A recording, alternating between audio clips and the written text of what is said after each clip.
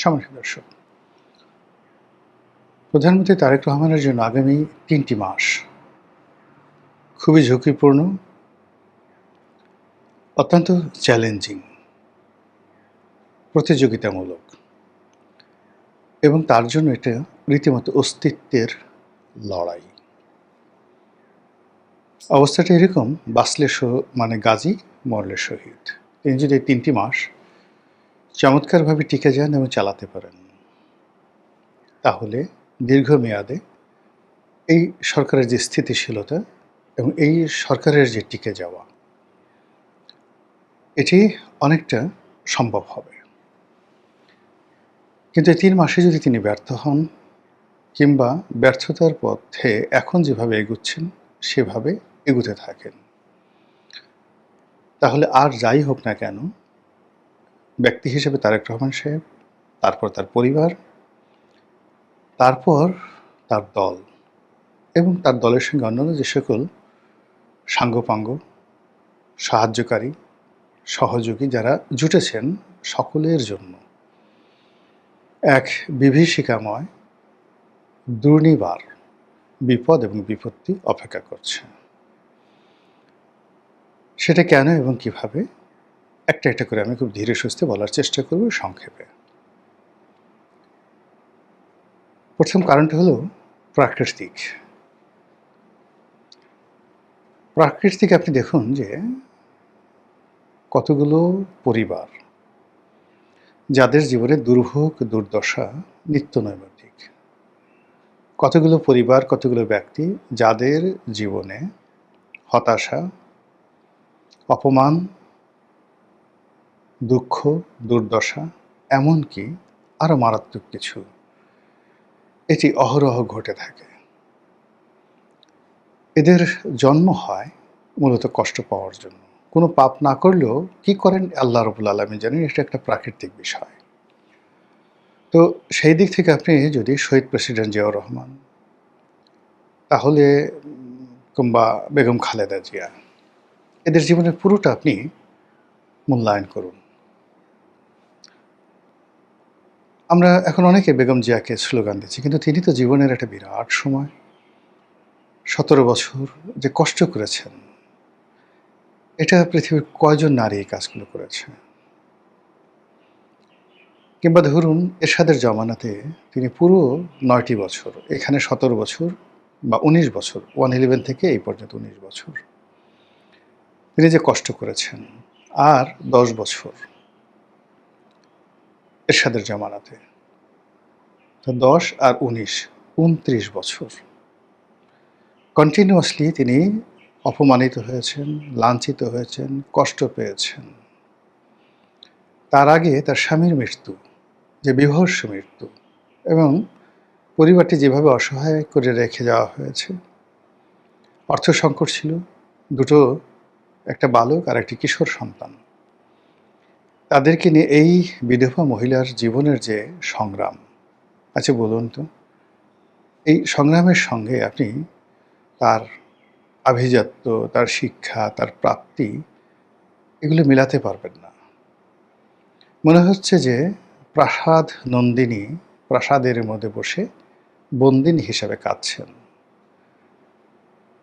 ওনার কষ্টগুলো, ওনার বেদনাগুলো যদি একত্রে করে দেওয়া হয়, এই কষ্ট আপনি রাস্তার যে একজন মুটে আছে, মজুর আছে, যিনি ইটের ভাটায় কাজ করেন আর সেই ইটের চুল্লির পাশে ঘুমিয়ে যান না খেয়ে, তাকেও যদি বলা হয় তুমি এই কষ্টগুলো নাও, কষ্টগুলো নেওয়ার পরে প্রধানমন্ত্রীর চেয়ারে বসো, রাজি হবেন না।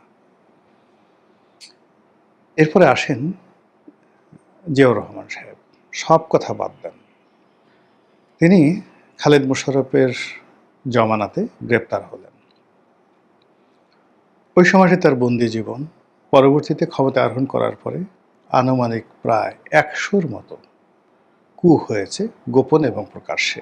এর মধ্যে অন্তত ৪০টি কূ তিনি দমন করেছেন। এর প্রতিটা সময় এই খবর যখন আসছে, তার হৃদয় এবং মন মানসিকতার মধ্যে যে ভয়, আতঙ্ক, ঘৃণা, অনিশ্চয়তা তৈরি হয়েছে, এ জীবন কারো কাম্য নয়। এরপর তিনি যেভাবে তাকে মারা হয়েছে, ছিন্ন বিচ্ছিন্ন করে দেওয়া হয়েছে লাশ। আপনাদের মধ্যে কে বলেন তো রাজি হবেন যে ৩.৫ বছর আপনি ক্ষমতায় থাকবেন, ক্ষমতার পর চট্টগ্রাম সার্কিট হাউসে আপনাকে ওভাবে জিয়াউর রহমানের মতো ব্রাশ ফায়ার করে মেরে ফেলা হবে? এরকম ঘোষণা দিয়ে বাংলাদেশে একজন লোক আপনি পাবেন? কেউ পাবেন না, কেউ যাবে না। এখন তারেক রহমান সাহেবের জীবনে আসেন। তিনি কিশোর বয়সে পিতা হারিয়েছেন। তার মায়ের দুর্ভোগ এবং দুর্দশা চাক্ষুষ তিনি দেখেছেন, এবং কোনো সন্তানই তার পিতামাতার এই দুঃখ কষ্ট ধারণ করলে তার স্বাভাবিক মনোবিকাশ হয় না। এরপর তার নিজের উপর যে জুলুম চলেছে, অত্যাচার চলেছে, এবং তিনি ১৮-১৯ বছর এক্সাইলে দেশের বাইরে ছিলেন। কাজে আপনি চিন্তা করুন, এই জিয়া পরিবারের উপরে যে সকল গ্রহ নক্ষত্রের নড়াচড়া হচ্ছে, এটাকে আপনার প্রাকৃতিক একটা বৈশিষ্ট্য সামনে আনতে হবে, যে এই প্রাকৃতিক বৈশিষ্ট্যকে কিভাবে অ্যাভয়েড করা যায়, কোন কর্ম দ্বারা, কোন জাদু দ্বারা, কোন মন্ত্র দ্বারা। এই বিষয়গুলো পৃথিবীর তাবৎ ধর্মে এ সকল বিষয় যখন ঘটনা ঘটে, তখন সেখানে প্রতিবিধান আছে। অল অব দ্য ফিলসফি, পৃথিবীর এমন কোনো দর্শনশাস্ত্র নেই এই প্রকৃতির এই লীলা খেলাকে অস্বীকার করতে পারে, এমন কোনো ধর্ম নেই অস্বীকার করতে পেরেছে। আর এগুলো থেকে রক্ষা পাওয়ার জন্য যে কর্মকাণ্ড যা কিছু আছে, তার একটি সিঙ্গেল নমুনা বিএনপি বা তার দলের লোকজনের মধ্যে নেই। ফলে প্রথম কাজ হলো তারেক রহমান সাহেবের যে গ্রহ এবং নক্ষত্র, এই গ্রহ নক্ষত্র প্রাকৃতিক নিয়মে স্বাভাবিক অবস্থায় নেই। এই গেল এক। ২ নম্বর হলো যে আমাদের দেশের প্রাকৃতিক যে সময়, জুন, জুলাই, আগস্ট, এই ৩টি মাস আমাদের দেশে বহু দুর্ঘটনা ঘটে। ঝড়, বৃষ্টি, বন্যা, বাদল, ফসলহানি, মানুষের মন খারাপ, প্রকৃতি বিরূপ পরিস্থিতি সব মিলিয়ে এই সময়টিতে যে সকল দুর্ঘটনা ঘটে, এটার চূড়ান্ত একটা ফলাফল হয় সেপ্টেম্বর মাসে। কাজেই এই যে তারেক রহমান সাহেবের এখন যে সময় জুন মাস যাচ্ছে, জুন, জুলাই, আগস্ট, এই ৩টি মাসের যা কিছু কর্ম এটি সেপ্টেম্বর মাসে আপনারা দেখতে পাবেন। আপনি যদি শেখ হাসিনার জীবন দেখেন, একই ঘটনা ঘটেছে। আপনি যদি জিয়াউর রহমানের ঘটনা দেখেন, এরশাদের ঘটনা দেখেন, তারপর খন্দকার মোশতাকের ঘটনা দেখেন, সবই কিন্তু জুন, জুলাই, আগস্ট, সেপ্টেম্বর, সেপ্টেম্বরের শেষ সব কিছু। তো সেই দিক থেকে এই যে আগামী ৩টি মাস দেশের অর্থনীতি, budget, tax collection, foreign relation, বিদেশের সাথে বন্ধুত্ব করা, সরকারি স্থিতিশীলতা, আমলাতন্ত্রের উপর, রাষ্ট্রতন্ত্রের উপর প্রভাব বিস্তার করা, সব কিছু নিয়ন্ত্রণে আনা, জনগণের কল্যাণ সাধন করা, জনগণকে সরকারের পক্ষে নিয়ে আসা, প্রতিদ্বন্দ্বীদের মনে ভয় সৃষ্টি করা, আর প্রতিপক্ষ যারা রয়েছে তাদের সঙ্গে সহনশীল সম্পর্ক। আচ্ছা বলেন তো, একটা উপকরণ জনাব তারেক রহমান সাহেবের পক্ষে আছে? সরকারের ৪ মাসে কোনো একটি রাষ্ট্রের সঙ্গে কি কৌশলগত সম্পর্ক স্থাপন করা গিয়েছে? আগামী ৩ মাসে করা যাবে তার কোনো নমুনা আছে?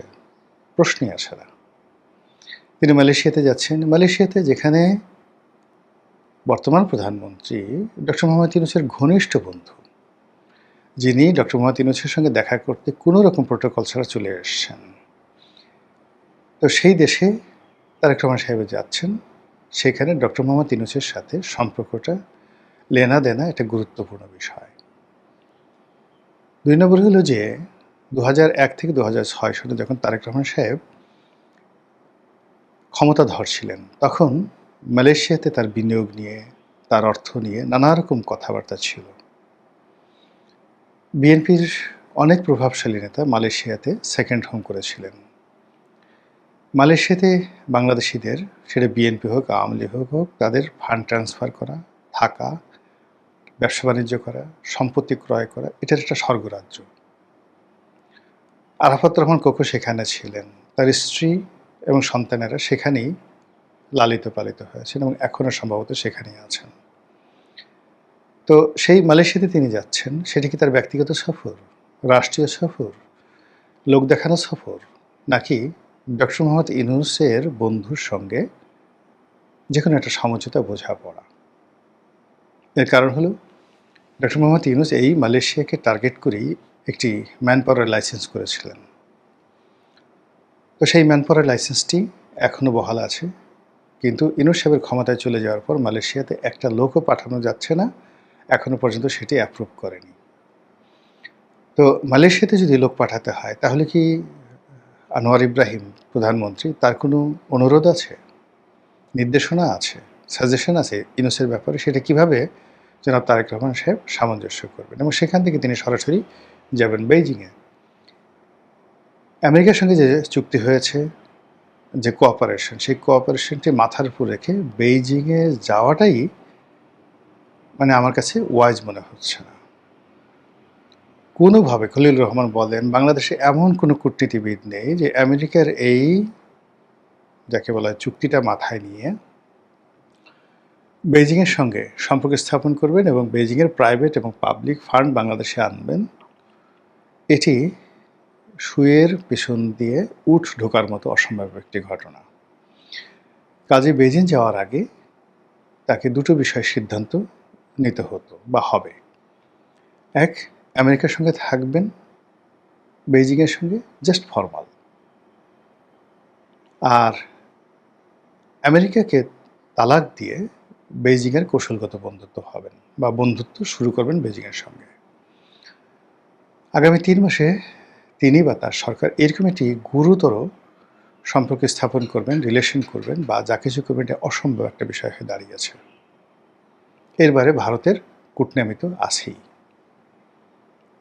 অন্যদিকে আওয়ামী লীগ, জামাত, বামপন্থী রাজনৈতিক দলগুলো, এমনকি সেই যে 2001 সন থেকে 2006 সন পর্যন্ত সারা বাংলাদেশে যেভাবে বাংলা ভাই, যেভাবে শায়ক আব্দুর রহমান, যেভাবে আনসারুল্লাহ বাংলা টিম, তারা তাদের কর্তৃত্ব প্রতিষ্ঠা করে ফেলেছিল, সেটা এই জমানাতেও ইউনূস জমানার চেয়ে বেশি চলছে, কিন্তু তারা রাগ করছে না। ইউনূস জমানাতে তারা খোলস ছেড়ে বের হয়ে এসেছিল। আপনি হিজবুত তাহরিরকে দেখা যেত, তারা প্রকাশ্যে তাদের কাজকর্ম চালাতো এবং প্রশাসন রাষ্ট্রযন্ত্রে অনেক হিজবুত তাহরির লোক এখনও আছে। ইউনূস জমানাতে তারা ওপেন হয়েছিল, মনে করা হতো তারা আসলে জামাতের লোক, কিন্তু বেসিক্যালি নট, তারা হিজবুত তাহরির লোক। ইটস এ গোপন একটা সংগঠন, অত্যন্ত শক্তিশালী। এই সংগঠনটি গত 4 মাসে তারেক রহমানের জমানাতে একেবারে নিশ্চুপ হয়ে আছে, কিন্তু তাদের অ্যাক্টিভিটিস আগের চেয়ে আরও বেশি করে চলছে। It is very dangerous for mister Rahman. তো মিস্টার রহমান মানে তারেক রহমান, তিনি যে কাজগুলো করছেন সেই কাজগুলোর মধ্যে মেধার ধারাবাহিকতা, এগুলোর পরিবর্তে চমক বেশি দেখা যাচ্ছে। তিনি এখানে রাষ্ট্রসত্তার যে অস্তিত্ব, বিএনপির যে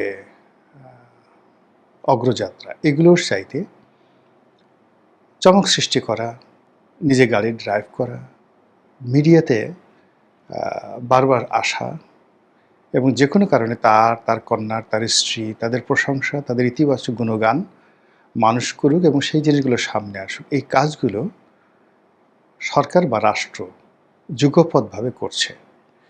জাইমা রহমান খেলছেন, বাম পা দিয়ে গোল করছেন, এটাকে ভাইরাল করা হচ্ছে কেন? সরকার কি জানে না যে এদেশে একটি উগ্রবাদ গড়ে উঠেছে, এদেশে একটি জঙ্গিবাদ গড়ে উঠেছে, এদেশে নারীদেরকে অবগুণ্ঠনধারী করার জন্য একটা বিরাট শক্তিশালী চক্র কাজ করছে? সেখানে জাইমা রহমান এবং জুবাইদা রহমানকে সামনে আনা, এই পরিস্থিতি নিয়ন্ত্রণ না করে, একটা মডারেট সোসাইটি গঠন না করে, এটা তারেক রহমান সাহেবের পরিবারের জন্য ঝুঁকিপূর্ণ। কেন তিনি সেই কাজগুলো করছেন? 2 নম্বর হলো তিনি গাড়ি চালাচ্ছেন, বেল্ট বেঁধে নিজে নিজে গাড়ি চালাচ্ছেন। ইটস এ ডেঞ্জারাস গেম, মারাত্মক ডেঞ্জারাস গেম বাংলাদেশের মতো জায়গাতে। কেন তিনি এই কাজগুলো করছেন? কেন তার গাড়ি চালানোর শখ? তিনি তো 2001 থেকে 6 পর্যন্ত অনেক গাড়ি চালিয়েছেন, ইংল্যান্ডে অনেক গাড়ি চালিয়েছেন। গাড়ি চালানো তার একটা প্যাশন, তার একটা ফ্যাশন, ভালো গাড়ি তার পছন্দ, এটা আমরা সবাই জানি। কিন্তু রাষ্ট্র পরিচালনার স্বার্থে এই বিষয়গুলোকে একটু বাদ দেওয়া যায় না? এই গাড়ি চালানোটাকে একটু বাদ দেওয়া যায় না? এটা তার ব্যক্তিত্ব নষ্ট করছে। তাকে মানে অনেকে টিটকারির বিষয়বস্তু বানিয়ে ফেলছে এবং তার যে পুরো প্রোটোকল এবং তার বিধি ব্যবস্থাকে ঝুঁকির মধ্যে ফেলে দিচ্ছে। কাজে তাকে সিদ্ধান্ত নিতে হবে তিনি গাড়ি চালাবেন না রাষ্ট্র পরিচালনা করবেন। তিনি বিমানে বসে ফাইল দেখবেন, গাড়িতে বসে ফাইল দেখবেন। প্রতিটি মুহূর্তে তার একটা মুভিং স্টেশন থাকে, কিন্তু তিনি যদি নিজে ড্রাইভ করেন, ড্রাইভিং সিটে থাকেন, ওই সময়টাতে তার আসলে ড্রাইভিং ছাড়া অন্য কোনো চিন্তা করা যায় না। Number one. নাম্বার টু হলো ড্রাইভিং এমন একটা বিষয় যাদের মাল্টি ডাইমেনশনাল চিন্তা থাকে, বহুমুখী চিন্তা থাকে। একসাথে 10টা চিন্তা যারা করে তারা কোনোদিন গাড়ি ড্রাইভ করে না, করতে পারে না। আর যারা ড্রাইভার বা গাড়ি চালায় বা খুব দক্ষ গাড়ি চালায়, তারা একটা নির্দিষ্ট দিকে কনসেন্ট্রেট থাকতে পারেন, আর দুনিয়ার অন্য কোনো চিন্তা বা 2-3টে চিন্তা একসাথে করতে পারেন না। ইট মিনস তারেক রহমান সাহেব একসাথে 3-4টা চিন্তা, 3-4টা সমস্যার সম্ভাবনা একসাথে তিনি করতে পারেন না। এটা তার ড্রাইভিংয়ে তিনি যত বেশি নিজেকে এক্সপার্ট দেখাবেন, তত এই জিনিসটা প্রমাণ হবে। তিনি কি সেটা জানেন? তো এই যে যা কিছু হচ্ছে, সব কিছুই আগামী 3 মাসের মধ্যে একটা সেটেলমেন্টে চলে আসবে এবং সেই সেটেলমেন্টটা আমাদের কারোর জন্যে সহজ নয়। অনেক কিছু ট্রান্সফর্ম হচ্ছে, অনেক কিছু ধূমায়িত হচ্ছে, অনেক কিছুর রসায়ন তৈরি হচ্ছে। সামনে, পেছনে, পর্দার আড়ালে, আকাশে, বাতাসে, নদী, সমুদ্রে, পাহাড়ে, সব জায়গাতে।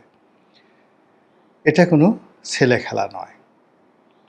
আশা করি সরকারি যারা কর্তা ব্যক্তি রয়েছেন, গবেষক রয়েছেন, দার্শনিক রয়েছেন, চিন্তাবিদ রয়েছেন, অর্থনীতিবিদ রয়েছেন, আমার চেয়ে বহু বহু পণ্ডিত, কিন্তু ক্ষমতার কাছাকাছি থাকলে, ক্ষমতার মধ্যে থাকলে অনেক জিনিস বোঝা যায় না, যেটা আমরা দূর থেকে বুঝতে পারি কম বুদ্ধি থাকা সত্ত্বেও।